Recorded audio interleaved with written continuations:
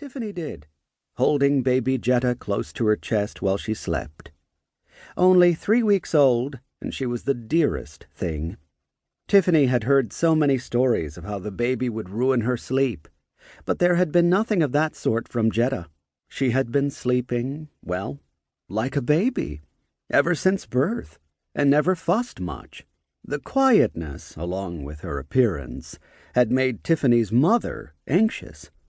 "The child is evil, I tell you," she said, spitting on the floor. She was trying to drive out the demon in her whenever Tiffany wasn't looking. "I can smell it on her skin. Death and decay from the pit of hell. Still smells burnt.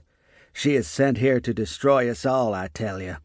"She is no such thing," Tiffany had told her, laughing, even though she was slightly anxious.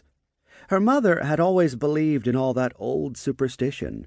Growing up in New Orleans, Tiffany had listened to it all her life, all the nonsense about the spirits and gods walking among us. But Tiffany never quite bought into any of it.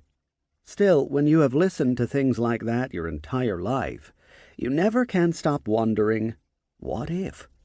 What if there is something to what she is saying? "Nonsense," Tiffany had told her repeatedly, not just to convince her mother, but also her worried self. "It's just superstition." But her mother wouldn't stop. Just this morning before church, her old mother had looked her straight in the eyes and said, "This child is a sign that darker times are ahead. I'm telling you, darker times are ahead of us." Luckily, Gregory was a Christian, and he had taken Tiffany to church once they met, and there she had finally found something she could believe in: love. Nothing else. No dancing spirits or darkness lurking around every street corner. Just peace and love.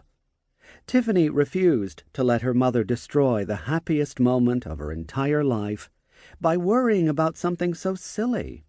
Jetta made a sound, and Tiffany chuckled. Gregory grabbed her hand and squeezed it while Pastor Lawrence spoke. They didn't even hear the doors being locked from the outside. Chapter 2. The smell was the first thing they noticed. The smell of smoke. Gregory was the first to react. He sniffed the air and looked at Tiffany. "Do you smell smoke?" She lifted her nose, then shook her head. "No." Jetta had opened her eyes and was looking up at her mother.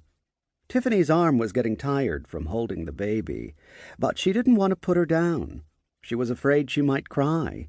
Not that she ever cried, at least not yet, but it sure would be bad timing if she started now. Tiffany chuckled again when her eyes met Jetta's. Such an intense glare from such a small creature.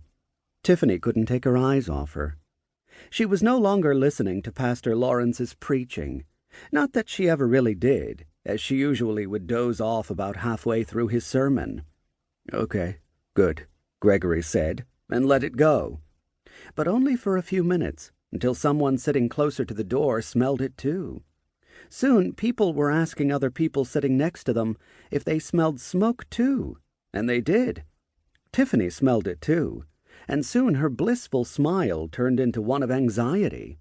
Gregory rose to his feet and looked at the pastor. "Lawrence, I think we need to get people out of here." But it was too late.